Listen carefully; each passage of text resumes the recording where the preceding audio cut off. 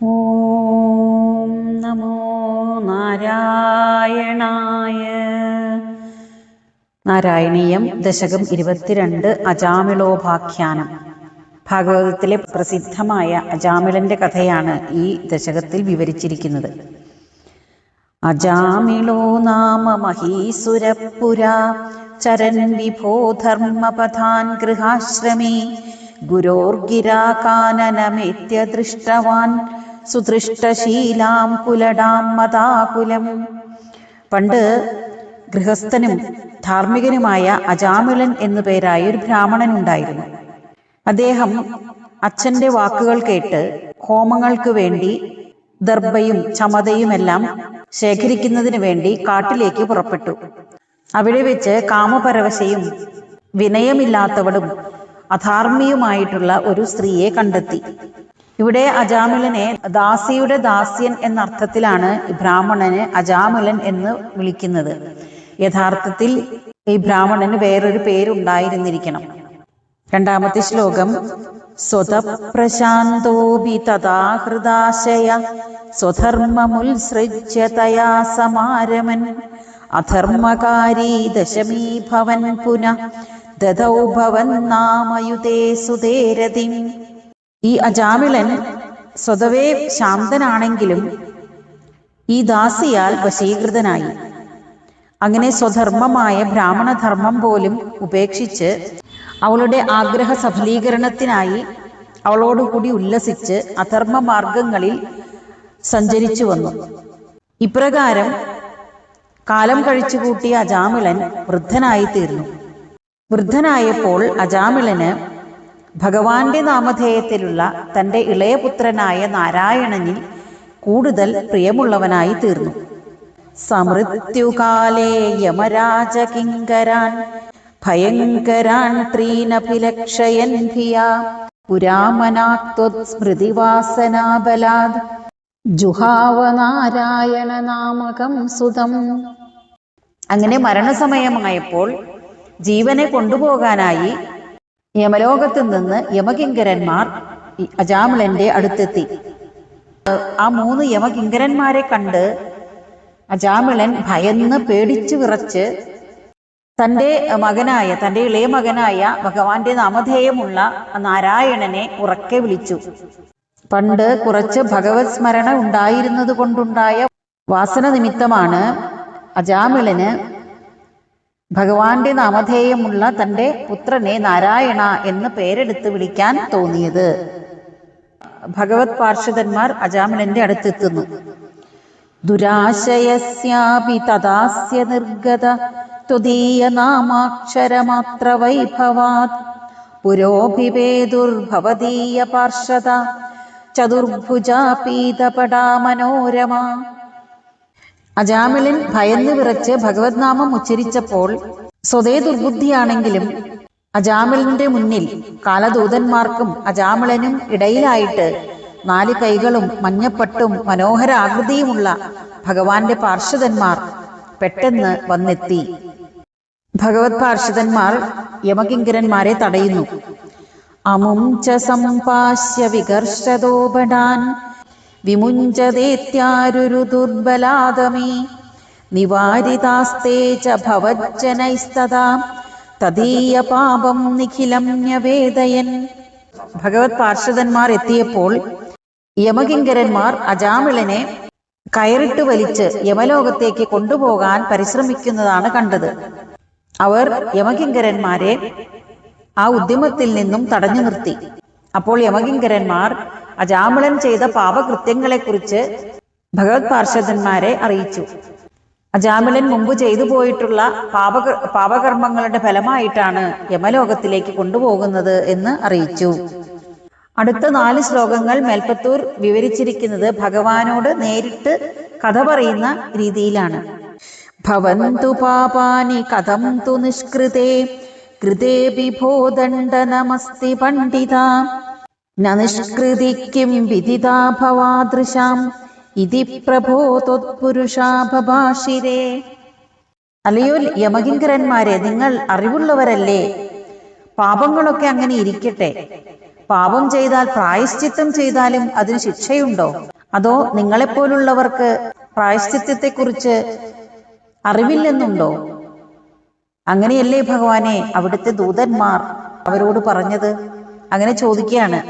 ഇങ്ങനെയല്ലേ ഭഗവാനെ അവിടുത്തെ ദൂതന്മാർ യമകിങ്കരന്മാരോട് പറഞ്ഞത് എന്ന് നേരിട്ട് ഭഗവാനോട് ചോദിക്കുന്ന രീതിയിലാണ് ഇവിടെ വിവരിച്ചിരിക്കുന്നത്. ഈശ്വര ഭജനം ഉത്കൃഷ്ടമാണെന്ന് ഉറപ്പിക്കുകയാണ് അടുത്ത ശ്ലോകത്തിൽ. ശ്രുതിസ്മൃതിഭ്യാം വിഹിതാവ്രതാദയ പുനന്തി പാപം നലുനന്തി വാസനാം അനന്തസേവാതു നികൃന്തതി ദ്വയി ഇതി പ്രഭോ ത്വത്പുരുഷാഭാഷിരേ. വേദങ്ങളിലും ധർമ്മശാസ്ത്രങ്ങളിലും വിധിച്ചിട്ടുള്ള ഷഷ്ടി, ഏകാദശി, അമാവാസി തുടങ്ങിയ വ്രതങ്ങളെല്ലാം പാപം തീർത്ത് ശുദ്ധി വരുത്തുന്നു. എന്നാൽ പാപം ചെയ്യുവാനുള്ള വാസനയെ ഇല്ലാതാക്കുന്നില്ല. എന്നാൽ വിഷ്ണുഭജനമാകട്ടെ പാപത്തെയും പാപവാസനയെയും ഇല്ലാതാക്കി കളയുന്നു എന്നല്ലേ ഭഗവാനെ അവിടുത്തെ ഭൃത്യന്മാർ പറഞ്ഞത് എന്ന് ചോദിക്കുകയാണ്. ഇവിടെ മേൽപ്പത്തൂർ ഈശ്വര ഭജനത്തിന്റെ ആ മാഹാത്മ്യത്തെക്കുറിച്ച് ഉറപ്പിക്കുകയാണ്. ഈശ്വര ഭജനം പാപകർമ്മങ്ങളെ നീക്കുന്നതിനോടുകൂടി വീണ്ടും പാപകർമ്മങ്ങൾ ചെയ്യുവാനുള്ള ആ വാസനയെ കൂടി ഇല്ലാതാക്കുകയാണ്. അതിനാൽ വിഷ്ണു ഭജനം സർവോത്കൃഷ്ടമാണ്. കർമ്മത്തേക്കാൾ ഭക്തിക്ക് മഹത്വവും ലാഘവവും കൂടും എന്നുള്ള കാര്യം വീണ്ടും പറയുകയാണ്. അനേന ഭോജന്മ സഹസ്രകോടിഭി കൃതേഷു പാപേഷ്വപി നിഷ്കൃതികൃത യദഗ്രഹീ നാമ ഭയാകുലോ ഹരേ ഇതി പ്രഭോ ത്വത്പുരുഷാഭാഷിരേ. അല്ലയോ യമകിങ്കരന്മാരെ, ഭയപരവശനായി അജാമിളൻ ഹരിനാമ കീർത്തനം ചെയ്തു, ഹരിയുടെ ഭഗവാന്റെ നാമം ഉച്ചരിച്ചു. അതുകൊണ്ട് തന്നെ അവൻ 1000 കോടി ജന്മങ്ങളിൽ ചെയ്തു പോയ പാപങ്ങൾക്കും കൂടി പ്രായശ്ചിത്തം ചെയ്തു കഴിഞ്ഞു എന്നല്ലേ ഭഗവാനെ അവിടുത്തെ ദൂതന്മാർ പറഞ്ഞത്. അജാമിളൻ ഭയം നിമിത്തം ഏകാഗ്ര മനസ്സോടെയാണ് ഭഗവാന്റെ നാമം ഉച്ചരിച്ചത്. അതിനാൽ അദ്ദേഹത്തിന്റെ ജന്മജന്മാന്തരങ്ങളിൽ ചെയ്ത ദുഷ്കർമ്മങ്ങളുടെ പാപവും നശിച്ചിരിക്കുന്നു എന്നാണ് പറഞ്ഞിരിക്കുന്നത്. ഹരിനാമകീർത്തനത്തിന്റെ മഹത്വം വിഷ്ണു പാർഷദന്മാർ വീണ്ടും യമകിങ്കരന്മാരെ മനസ്സിലാക്കി കൊടുക്കുകയാണ്. നൃണാമ ബുദ്ധ്യാഭി മുകുന്ദ കീർത്തനം ദഹത്യഘൗഘാൻ മഹിമാസ്യ താദൃശ യഥാഗ്നിരേധാംസി യഥൗഷധം ഗതാൻ ഇതി പ്രഭോ ത്വത്പുരുഷാഭാഷിരേ. എപ്രകാരമാണോ തീയ് വിറകിൻ കൂട്ടത്തെ ദഹിപ്പിക്കുന്നത്, ഔഷധങ്ങൾ രോഗങ്ങളെ ഇല്ലാതാക്കുന്നത്, അപ്രകാരം ഹരിനാമ കീർത്തനം ഓർക്കാപ്പുറത്ത് ചെയ്താലും, അതായത് അറിവോട് കൂടാതെയാണെങ്കിൽ കൂടിയും മനുഷ്യന്റെ പാപസമൂഹത്തെ ഇല്ലാതാക്കുന്നു. അപ്രകാരം മഹത്വമുള്ളതാണ് ഭഗവാന്റെ നാമോച്ചാരണം എന്ന് യമകിങ്കരന്മാരെ പറഞ്ഞ് മനസ്സിലാക്കുകയാണ്. ഇവിടെ അജാമിളൻ ഭയന്നപ്പോൾ മനസ്സിൽ മറ്റൊരു ചിന്തയും ഇല്ലാതെയാണ് ഭഗവാന്റെ നാമം ഉച്ചരിച്ചത്. അത് അറിവോടുകൂടെ ചെയ്തതല്ല. എങ്കിൽ കൂടിയും അജാമിളൻ താൻ ചെയ്തു പോയിട്ടുള്ള പാപകർമ്മങ്ങളിൽ നിന്ന് മുക്തനായി തീർന്നു.